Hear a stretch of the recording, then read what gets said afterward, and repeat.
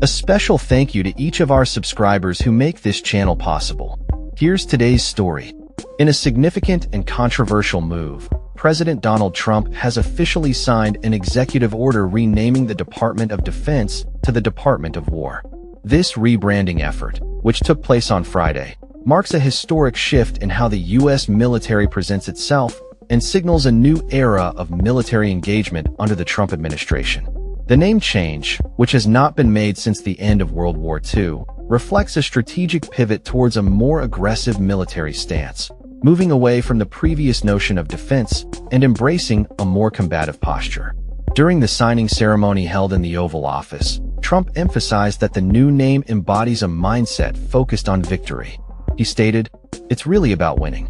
We won the First World War, we won the Second World War, we won everything before that and in between. And then we decided to go woke, and we changed the name to the Department of Defense." The executive order allows the Pentagon to adopt the title of Department of War in official communications, with Secretary of Defense Pete Hegseth also given the green light to recommend steps for making this change permanent. Hegseth, during the signing, declared, "We're going to go on offense, not just on defense. Maximum lethality, not tepid legality. Violent effect, not politically correct."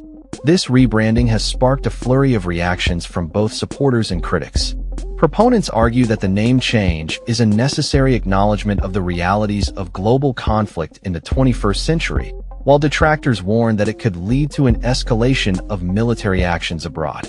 The Department of War, originally established in 1789, was the governing body for the U.S. military until it was dissolved and restructured into the Department of Defense in 1949.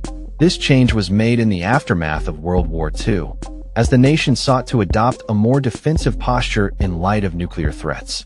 However, Trump's administration has signaled a departure from this approach, advocating for a return to a more aggressive military identity. Congressional allies of the president have already begun introducing legislation that would codify the name change into law, recognizing that only Congress has the authority to formally rename federal departments. Florida Republican Representative Greg Steube, an Army veteran, stated, "From 1789 until the end of World War II, the United States military fought under the banner of the Department of War. It is only fitting that we pay tribute to their eternal example and renowned commitment to lethality by restoring the name of the Department of War to our armed forces." However, the transition to the Department of War is not without its challenges. Any comprehensive rebranding effort would likely incur significant costs, potentially amounting to hundreds of millions or even billions of dollars. This includes the need to replace signs, logos, uniforms, computer systems, and official paperwork that currently bear the Department of Defense name. Critics argue that such expenses could be better allocated towards pressing social issues or military readiness. As the Pentagon swiftly updated its social media platforms to reflect the new name, the legal implications of this rebranding remain murky. While the Department of War is now a secondary title, the administration appears to be seeking a workaround to establish its authority without the need for legislative approval. This approach has been seen in previous actions taken by the Trump administration, including invoking emergency powers to bypass congressional restrictions. The implications of this name change extend beyond mere semantics. It represents a broader ideological shift within the military and the Trump administration, one that prioritizes strength and aggression over diplomacy and defense.